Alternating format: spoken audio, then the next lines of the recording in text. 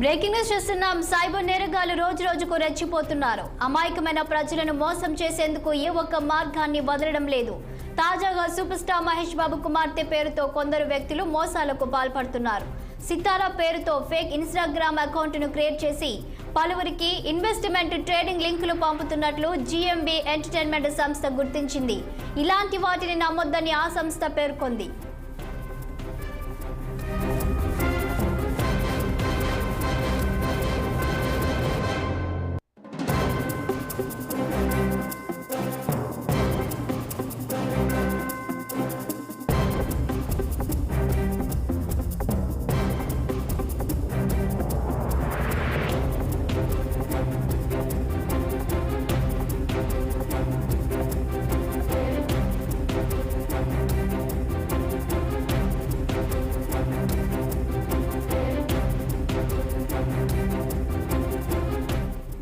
దీనిపై మరింత సమాచారం మా ప్రతినిధి మణికంఠ అందిస్తారు. మణికంఠ చెప్పండి, ఇక ఈ మధ్య కాలంలో అయితే సైబర్ నేరగాళ్లు ఎక్కువైపోయారు. ఇక తాజాగా మరో అంశం తెరపైకి వచ్చింది. సో దీని డీటెయిల్స్ ఏంటి? ఏదైతే సితారా మహేష్ బాబు కూతురు సితారా ఘటనలోనికి కొన్ని రోజులుగా ఇన్స్టాగ్రామ్ లో అయితే ఒక పోస్ట్ అయితే వైరల్ అవుతుంది. అది ఏం పోస్ట్ అంటే, ఎవరన్నా పేదవాళ్ళు ఉంటే ఈ అమ్మాయికి మెసేజ్ చేయండి, ఈ అమ్మాయి డబ్బులు ఇస్తుంది అని చెప్పి అయితే పోస్ట్ అయితే వైరల్ అవుతుంది. కాకపోతే దీనిపై మహేష్ బాబు బృందం అయితే ఏదైతే నమ్రత గారు కానీ మహేష్ బాబు కానీ ఇటువంటి పోస్టులు వాళ్ళు మేము పెట్టలేదు, ఫేక్ అని చెప్పి అయితే చెప్తున్నారు.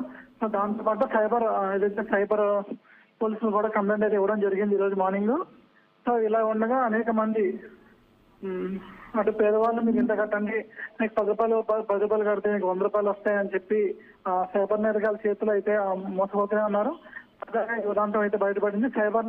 ఈ సైబర్ నేరగాలకి ఎన్ని విధాలుగా అడ్డుకట్ట వేసినా కూడా దీనికైతే ఫుల్ స్టాప్ పెట్టలేకపోతున్నామని చెప్తున్నారు.